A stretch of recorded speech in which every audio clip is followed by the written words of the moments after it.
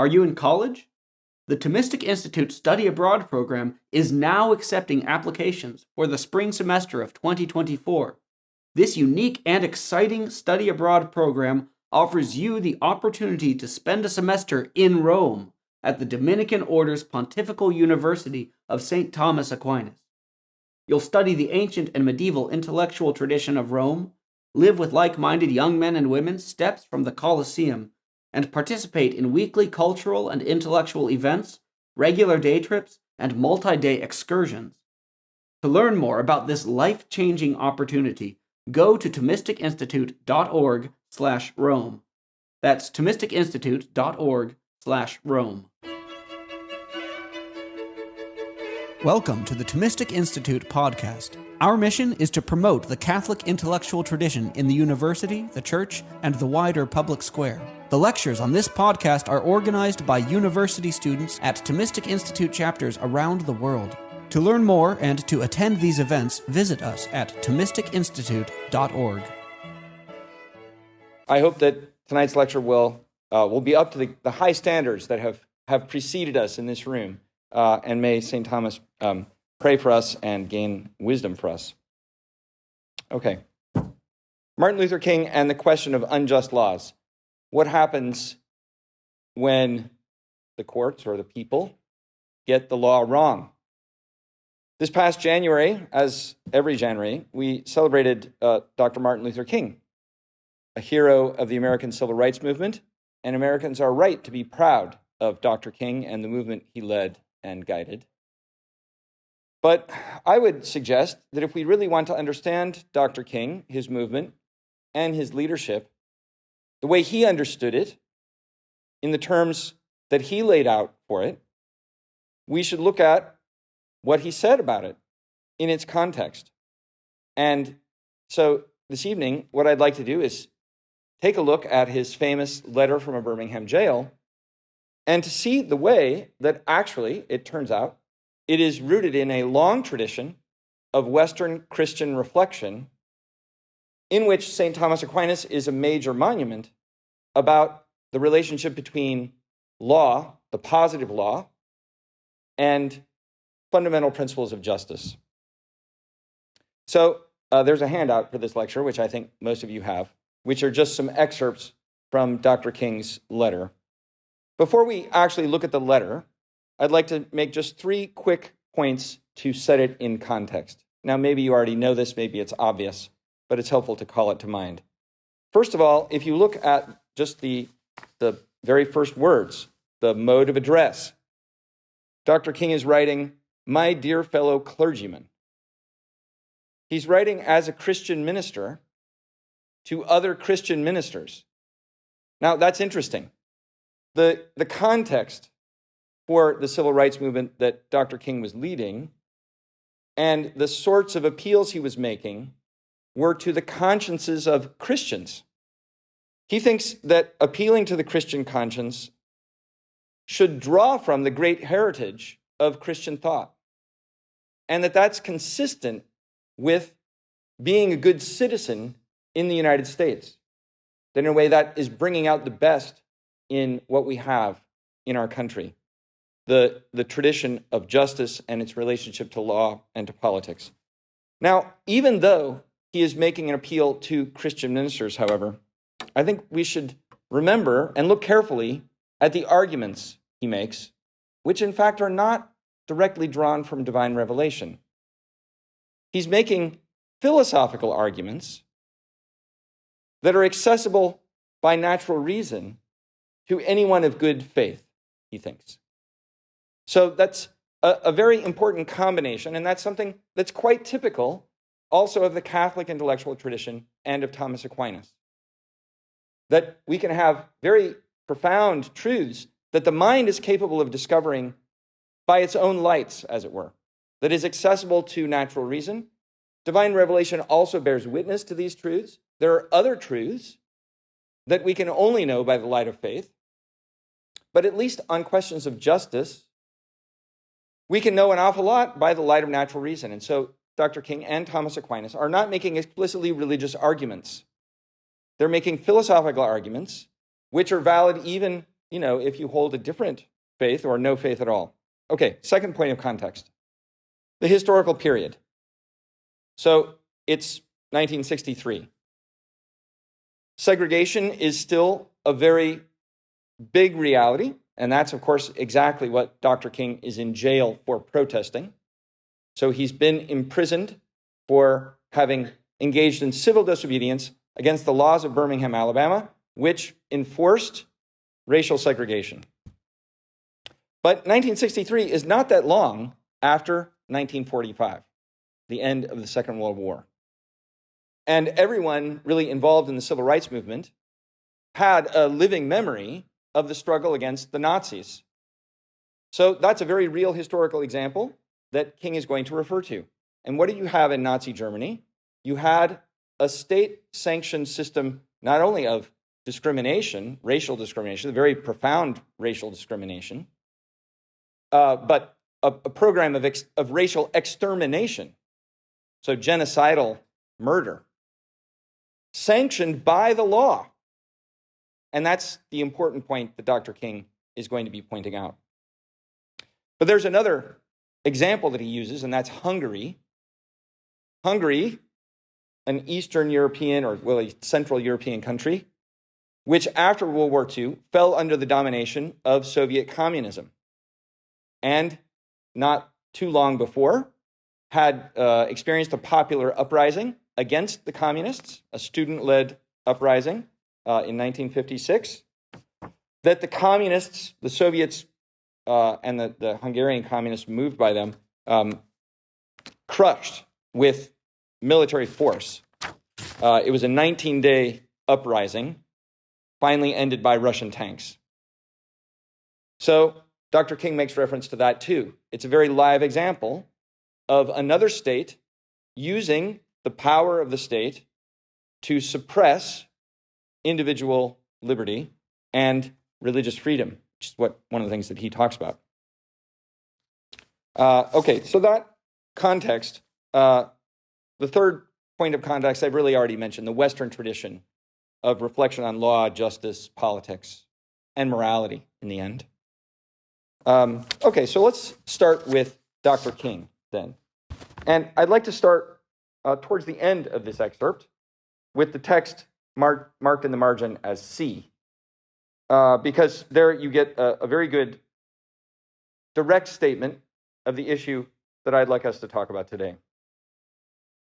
He writes, we can never forget that everything Hitler did in Germany was illegal. It was illegal to aid and comfort a Jew in Hitler's Germany. But I am sure that if I had lived in Germany during that time, I would have aided and comforted my Jewish brothers, even though it was illegal. If I lived in a communist country today, where certain principles dear to the Christian faith are suppressed, I believe I would openly advocate disobeying these anti-religious laws. And then he goes on and adds another sentence, which is not on your handout. Everything that the Hungarian freedom fighters did in Hungary was illegal. Oh, no, I did quote that. Sorry, excuse me. So let's take up this question of what happens when you have a law that makes something profoundly unjust to be legal. And that obviously has happened historically in Nazi Germany. It happened historically in communist Hungary. What implications does Martin Luther King want us to draw about discriminatory racial segregation laws in Birmingham, Alabama? He thinks that they are in the same category. Maybe not quite as bad as genocide, but profoundly unjust. So we could call this the question of illegal laws, and we could immediately jump to the question of adjudicating questions about laws that are just and laws that are unjust. But before we get to that, I'd like to stop for a moment and reflect on the possibility of a law that's, in some sense, illegal. And that's maybe a strange way to put it, but by putting it that way, I think we can clarify a little bit of we can tease apart some of the issues that sometimes get conflated when talking about this kind of question. Okay, so Martin Luther King talks about the law making something illegal that should be legal. Is it possible to have a law that is in some sense illegal? And actually, if you frame the question purely in terms of legality, although it sounds strange, we can understand that even in our own system by thinking about like our federal system of laws, right? So we have a hierarchical ordering of laws and jurisdictions in our country. You have local laws like a city, you have the county, you have the state, you have the federal government. Even within the federal government, you have federal regulatory law passed by regulatory agencies. You have statutory law passed by Congress and signed by the president. You have constitutional law, which is the supreme law of the land, the highest law. So we can easily imagine a situation where you have a local law, for example, a local law in Birmingham, Alabama, that conflicts with some higher law, like a statute passed by the Congress or the US Constitution. And we're very familiar with the principle that if Congress or if a state passes a law that conflicts with the Constitution, then it can be declared invalid, right? In a sense, it's an illegal law. Okay, so some people conclude from this that this is the primary sort of analysis that Martin Luther King is engaging in. That you have a more fundamental law from above that is just decreeing that the subordinate law is out of order or illegal. But I would say don't be so quick to jump to that conclusion. Think about it a little bit more, and that's what I'm hoping that we will do here, to see that perhaps there's something else going on in addition to that. If you were to hold that you can resolve all kinds of questions about just and unjust laws just the way that I just described, you refer, well, there's a law of Congress, a national federal statutory law that overrules the local law of Birmingham, Alabama, and so we don't need to go any further than that. Or you could say, well, the US Constitution or the US Supreme Court will adjudicate the question, and they will finally resolve it. And you don't have to go any higher than that. You could remain in that sort of account of law and illegality of laws and still be what is called a legal positivist. Legal positivism is the view that law is whatever the duly constituted governing authority decrees, according to its accepted and recognized procedures. So on this view, the local laws of Birmingham are positive law, so are the state laws, so is the federal law, so is the US Constitution. Even though it's very difficult to change the US Constitution, there was a duly constituted authority that wrote that law at one time and put it into effect. So, think of the Constitutional Convention in 1787 and the ratifying process by the states, and then subsequent amendments by passing Congress and being ratified by the states. All of those are positive laws. Dr. King does not think it's sufficient to appeal to a higher positive law to make a decision about whether a law is just. He's making a deeper claim, a more robust claim. And it's helpful to understand the context. In 1963, what was happening in Birmingham, Alabama, was perfectly legal under the positive law. Now, it would later be declared unconstitutional by the US Supreme Court. And in fact, as the result of legislation passed by the Congress. But in 1963, it was not illegal, according to the positive law. And if he had taken his case to the US Supreme Court, he would have lost. So Dr. King is making a more radical claim that we can't simply look to some human authority to determine whether the law is just or unjust. That is a different kind of question that just appealing to the fact that it was duly passed by a governing body doesn't answer. So often in the US, we tend to presume that the highest positive law also announces like the truth of the justice of the matter.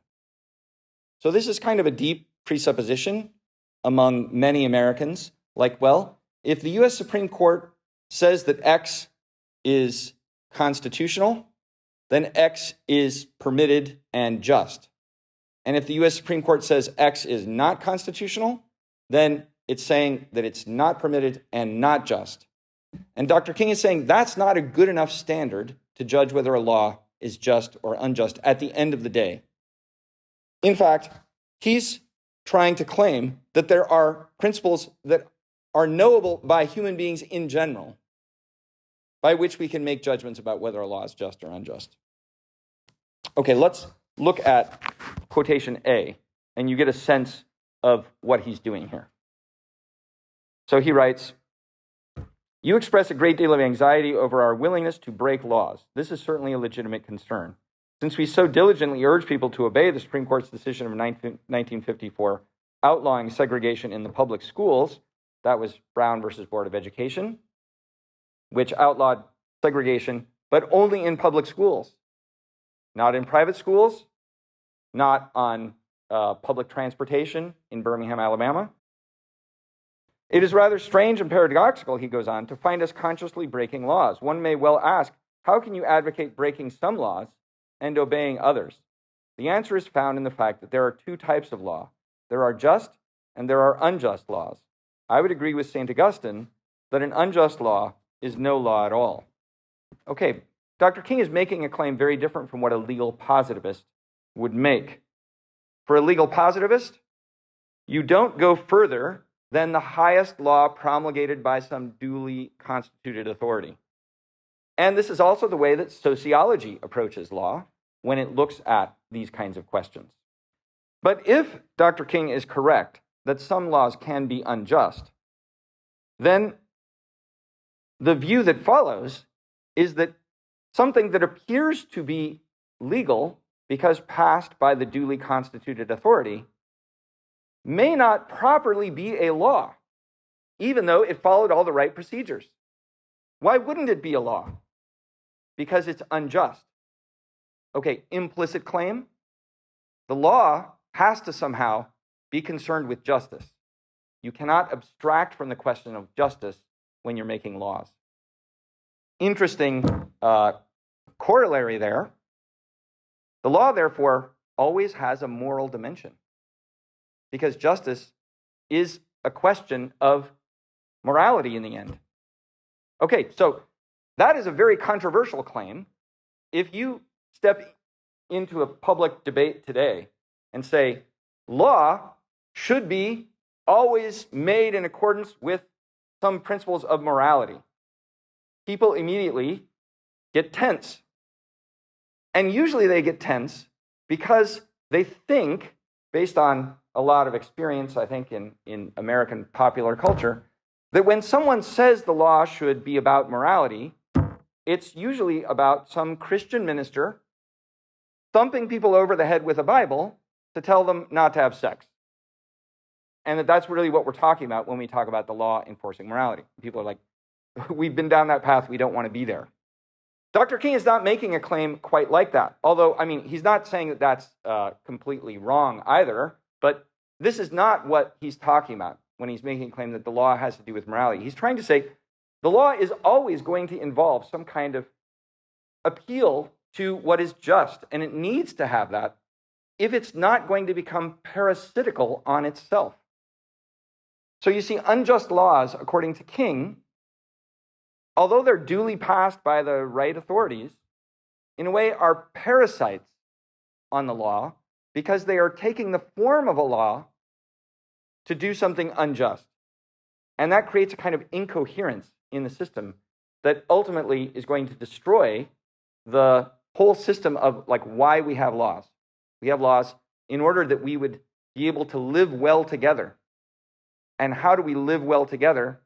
We have to be just to one another, meaning we have to give to others what is due them. That's not to say that we all have to engage in complex schemes of public charity or private charity, but we at least have to be minimally fair to other people and give them what is due them. Okay, so if we agree with Dr. King on this point, it's not possible anymore to be a full-blooded legal positivist. And we will need to find some other principles at work. So what I'd like to do is go a little further with Dr. King's reasoning. So now let's look at text B, quotation B. He asks, now what is the difference between the two, that is, between a just and an unjust law? How does one determine when a law is just or unjust?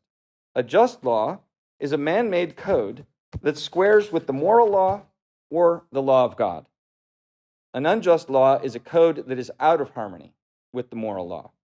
To put it in terms of St. Thomas Aquinas, an unjust law is a human law that is not rooted in eternal and natural law. Okay, so this warms the cockles of my heart as a Dominican and a disciple of Thomas Aquinas, that a great American hero like Dr. King would appeal also to someone who is a hero of mine, Thomas Aquinas. And some of you may be thinking, okay, I feel like now we're in pretty deep waters. We're talking about Thomas Aquinas and the eternal and natural law. But don't worry, it's not as difficult as you might think. And what I'd like to do is unpack a little bit what King means, and in fact, what he's referring to in the thought of Thomas Aquinas. Like, what are these principles of eternal and natural law that Aquinas is talking about? And what I'd say is it's sometimes can appear complicated depending on who you're talking to. And there's lots of competing accounts of what natural law refers to. But natural law, according to Thomas Aquinas, is actually not that complicated. So I'm going to try to sort of explain in brief Aquinas' natural law view. And it's related to eternal law. I'll explain that in just a minute. For Aquinas, natural law and eternal law are connected ideas. Okay, so in order to make this rather straightforward, I'd like to start with some examples. And the examples are very concrete. Okay, so a friend of mine, Father Alan Moran, actually, if any of you know him, he's just been elected our prior provincial, and he lives in Midtown Manhattan, well, on the Upper East Side now at our Church of St. Vincent Fair. He was raised on an apple farm in rural Illinois. Okay, so suppose one day you were to wake up on his apple farm. You're in charge of running the apple farm, but you've never run an apple farm before. What do? Well, probably you're going to try to call someone or look something up on the internet about like how to run an apple farm. But suppose you don't have access to the internet and you've just got to like figure it out. Okay, so you're going to engage in a process of observation. What are you trying to do if you're running an apple farm? Ultimately, your goal is to produce good apples, right? Apples that look good, that taste good, that are going to be sufficiently durable, that you can get a sufficient crop that you can take to market and earn a profit from your crop. Okay, so you're going to start paying attention to how the trees work, what makes them flourish. And in different seasons, you might experiment with different ways of pruning them or fertilizing them. You might harvest the apples earlier or later and see how that affects the crop. You might experiment with planting trees in different places with different exposures to the sun and the wind and so forth, to the water. If you do that over a series of years, you will eventually learn what makes apple trees to flourish, what they need to produce good apples. And so you'll be able to kind of lay out some practical wisdom if someone else were to come after you to say, this is what you should do if you want a flourishing apple orchard. Okay? And you might even say, I'll distill this into some rules for you. Don't harvest the apples before this date. Always make sure that you prune them in this way and not in that way, and so forth. Okay, you see where this is going? Now, suppose we change the example. You're a sheep farmer. Okay, sheep are more complicated than apple trees. But you can do the same thing with sheep over time and figure out what makes a flock of sheep to flourish. How do I harvest good wool? Okay, let's change the example again. Horses. Suppose you're raising horses. Suppose you're raising now show jumping horses. Okay, these are horses that require actually a lot of training. And the horses are more social animals. They can influence each other. They have temperaments. You know, you can have a good-tempered horse and a bad-tempered horse. And if you have too many bad-tempered horses, it might not be good for the formation, the education of the other horses. So it's much more complicated to come up with the right rules to follow to educate show-jumping horses. There's a lot more variables that go into training them. But you can master it over time, and there are people who have mastered it over time. So long years of practical experience can produce real knowledge about what leads to a flourishing show-jumping horse. And you could formulate a set of rules about how to raise horses in that. What happens when you get to a human being? Okay, this is the point of talking about natural law. Are there certain general principles or general rules that we can learn about human beings that tell us something about what you will need to do if you want to have a flourishing human being? Or even better, a flourishing human community, because that's really what we're after here. Not just raising one individual human being, but actually trying to provide for a human community. Thomas Aquinas thinks that natural law works just this way. You need to know something about what it means to be a human being and how human beings relate to each other. And then you can begin to come up with some very general rules, which of course it will admit of particular exceptions depending on the circumstances and the individuals. But you can come up with some rules that are actually quite universally true, like human beings are social. So most human beings want to more or less have relationships with other people. So human beings don't typically live as isolated hermits. Now, during COVID, perhaps you could say we experimented with that. There are some people who are still perhaps somewhat living as hermits. But most people don't actually like that or think that it leads to their flourishing. So social life is important for human beings. You of course, just as a plant needs light and water, and a sheep needs food, and a horse needs all of those things, plus the right amount of exercise, human beings need those things too. We need food, we need shelter, we need the right kind of exercise. We could talk about requirements for health and healthy food, okay? Is that enough to give you a flourishing human being? Is that enough to give you a flourishing human society? No, actually, it's very important. You don't want to neglect it, but it's not enough to make you flourish. So human beings want to be in relationship with other people. Okay, what comes with that? Well, we need to have some minimal standards of justice. That is, we can't be constantly wronging each other. We need to have some measure of truth. Human relationships that have no measure of truth in them become wretched relationships. It's destructive of human relationships to have constant lies, structural lies. These are things, now they're very general statements, but Aquinas thinks you can say, that's pretty much true for all human societies. It's always going to be true. And we can even make them a little more specific. You can't have a society that sanctions the killing of innocent people. You can't have societies that sanction theft across the board. Okay, these are basic rules. They're kind of negative rules, like we have to rule some things out.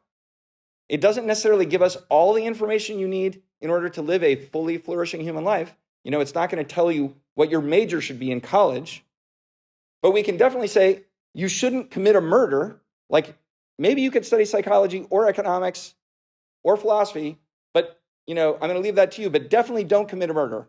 Don't commit theft. Like, be a person of honesty.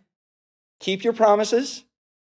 Okay, these are all the sorts of things that we're talking about are necessary if you're going to have a flourishing human society.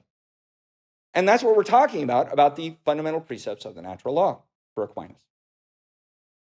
He would even say that there's something more required for human beings just than having right relationships among each other. Well, I left out one thing. We skipped over something. Keep yourself in being. Okay, even rocks try to keep themselves in being. It's very hard to break them apart. But so do all plants and animals. Seeking nourishment, reproduction, and raising children. This is something that is a profound human impulse. We share it with animals. It's not our highest impulse, but it is an important impulse. It pertains to the natural law. Then we get to things that pertain properly to reason and our relationship with each other as rational creatures, and that's where justice and truth come into the picture. So we don't worry about lions being unjust to each other. You don't find one lion complaining that the other lion took his prey. Like, hey, I killed that gazelle. Leave it for me. They will fight over things like that, but they don't go to their friends and complain, right? Human beings do that because appeals to justice actually that's a rational creature's response to not getting what you think is due. But the highest thing that Aquinas thinks we are made for is actually to be related to God. Now, that's not a claim based on divine revelation. You could base it on the Bible, but Aquinas thinks that it's true, naturally speaking, that human beings, if they think about it, recognize that they are limited and that there must be something above the level of the human to which they should give some kind of acknowledgement of thanks and even of worship. So Aquinas thinks that it is a part of the natural law that human beings would be religious. Now, that doesn't mean that you would be Christian or Jewish or Muslim or Hindu. I mean, it's not making any determinations about how to do that. But he does think that a human being who doesn't do that at all is actually missing something and is not going to be in right relationship with the world around him or her. Okay, this is Aquinas' approach to thinking about natural law. And what does it really involve? It means that the human being, with our capacity for knowing things with our minds, observes the world around us and sees in it certain principles of order about what kind of creatures we are, and therefore what kinds of things we ought to do if we're going to flourish, and then order our lives accordingly. That's what Aquinas thinks the natural law is doing. Even more than that, he says, if you have the perspective of God on this whole process, and someone who's just trying to figure out how to have a flourishing human society doesn't necessarily have the perspective of God. But if you have if you've done your philosophical homework and you've really thought this through, Aquinas thinks that you could put it this way: the whole order of the universe comes forth from God according to some plan in his mind. The order that we find in the world then has its origin in God, in God's mind, in God's plan for the world. He thinks that that's something that's philosophically knowable. So if that's the case, then when our minds begin to recognize principles about how we ought to behave based on the reality that we inhabit, in fact, what we are discovering is the way that the plan in God's mind needs to be worked out by us according to our free actions. And that's where you get the connection to the eternal law. The plan in God's mind is the eternal law. Natural law for Aquinas is the way our minds grasp the order in the world and eventually can see that it's rooted in some plan in God's mind. But in fact, he doesn't think that you have to go through all those steps, or that most people who follow the natural law go through those steps. I mean, that's like the deep philosophical underpinnings for his view. He thinks that really natural law is very straightforward, like what makes an apple tree flourish, what makes a horse flourish, what makes a human being flourish, what makes a human community flourish. There's got to be some basic principles that we can figure out about that. And because we have a common human nature, those principles are going to be the same across human societies. Okay, now I'd like to change gears just a bit and talk about Aquinas' definition of law, because this also helps us understand Martin Luther King's argument. Aquinas defines law this way, and this is a famous definition that, if it were up to me, certainly every law student, but even I'd say every college graduate should be able to repeat this definition. It's a simple enough definition, but it's actually very profound. He says, law is an ordination of reason for the common good made by one with care of the community, which is promulgated. Okay, so it has elements. It's an ordination of reason. What does that mean? It means law is about an ordering of reason. We as human beings have the capacity to observe the world, to understand the good, and to order our lives towards it. We use our minds to figure out what we ought to do. And this is what someone with care of the community is supposed to do when making laws. It's supposed to be an inquiry of reason about how the community can move towards its good. That may sound, in a certain way, kind of obvious when you put it that way, but it has not been obvious through human history. Because there have been very many regimes that have defined law as the commandment of the ruler, just based on whatever he decides he wants to command. So the king gets to just make whatever law he wants, even if it's arbitrary.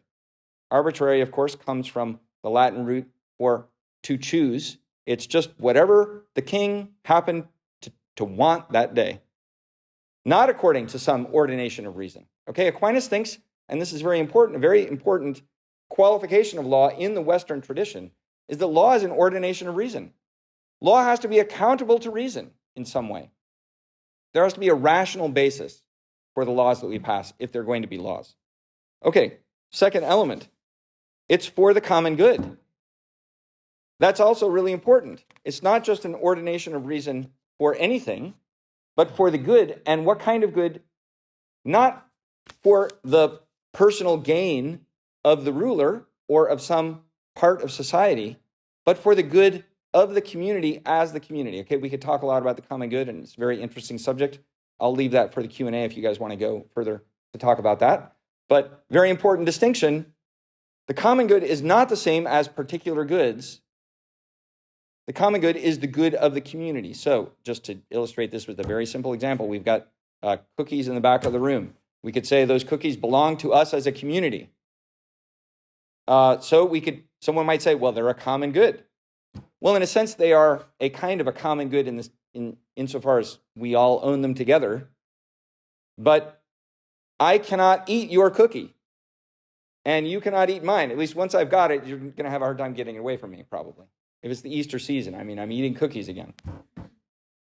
The point is, it's the kind of thing that cannot intrinsically be shared.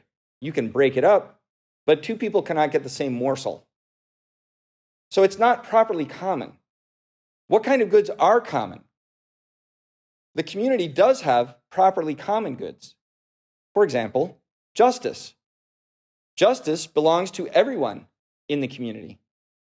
And you don't decrease my share of justice by getting some justice yourself. And that's very important. Or for a sports team, victory. Everyone on the team wins when the team wins. It's not a bunch of individual victories. So these are essentially shareable common goods that belong to the community as a community. And that's what law is supposed to be ordering us to. It's something higher than a particular good, even though sometimes it does deal with a particular good. Okay, so with that brief tour of Aquinas on natural law and the definition of law, we can go back to talking about the positive law in Dr. King's view, and also Thomas Aquinas's. What's the function of the positive law?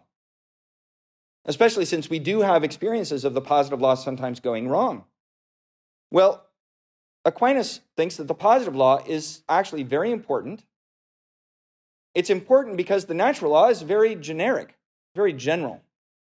It might make it very clear that you can't murder or steal, but this particular community may need to make provision for its particular sort of good, that the natural law is just too general for answering.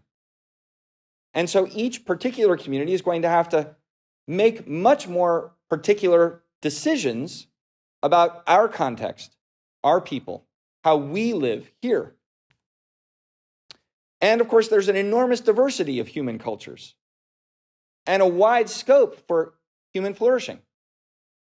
So what the students at NYU think make for a good student life is not necessarily the same as the students at Louisiana State University.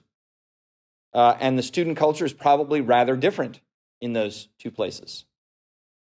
So if we were to poll the student body at NYU, like is having a championship college football team, high on your list of priorities. Well, maybe you would say, yeah, I wish we had one. But if you go to some schools, I was just at FSU. At FSU, it's very important to have a good football team. If you don't have a good football team, it's a pretty bad school year. But the students at NYU may not feel that way. Okay, so there are very different contexts in which there might be very legitimate differences there. And the natural law doesn't require you to have a winning football team, even if it might be important for one political community and not for another. But if the positive law goes against the fundamental principles of justice, then it's doing something that it's not capable of doing. And that's precisely the issue that Dr. King is grappling with, where the positive law is now beginning to do an injustice to some members of the community for the benefit of other members of the community. Is this an ordination of reason for the common good? No. It is never in the interest of the common good to legislate an injustice. So Aquinas and Dr. King would say this is always an implicit condition in having a valid law. It has to be compatible, minimally compatible, with justice. Okay, now, there are going to be disagreements about this when we descend into particulars. The more you get into individual questions, the harder it is to decide, is this person entitled to this? Is that person entitled to that? And so lawmakers, judges, they're going to have some difficult decisions to make. But this is what the process of politics and the process of legal adjudication by judges is supposed to be for, and there should be aiming at the common good. But in the case of racial segregation, King's argument was, I don't think you can really justify this, and no one can really put forward a defensible case of this. It's an obvious violation of justice, in his view. Notice that King is not making an appeal simply to some kind of divine law, that God is like a legislator in the sky. It's actually a natural law argument about the principles of justice that we find in the world and that our minds are capable of knowing. Okay, so let me try to sum up, and then we can take some questions. For Dr. King and for Aquinas, law is an ordination of reason. It's directed towards the common good.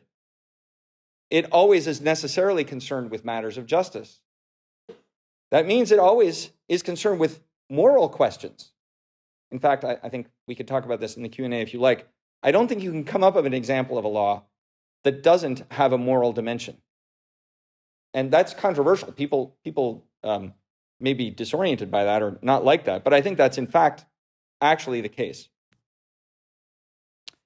And in fact, in the end, law is a teacher. And we see this, I think, very clearly in the United States. We are taught by the law what is just and what is unjust. So it is important that we have just laws. It sets forth a guide for our life together. So we could go on and enumerate the basic things that every society needs to respect. But in the interest of time, I think perhaps we could just simply go back and say, to see the connection between law and justice, and therefore some broad sense of what is moral and what is right, this is what Dr. King was arguing for. It's the cause for which he suffered a lot, opprobrium, imprisonment. We rightly hold him out as an exemplar, an example for our nation. And I would hope that his example and his teaching would be an encouragement to us to bear the same kind of witness to the truth about justice that he did. Thank you.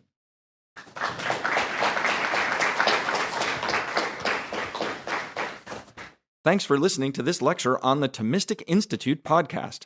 The generosity of people like you makes this podcast possible. If you enjoy these talks, please consider showing your support at www.thomisticinstitute.org/donate.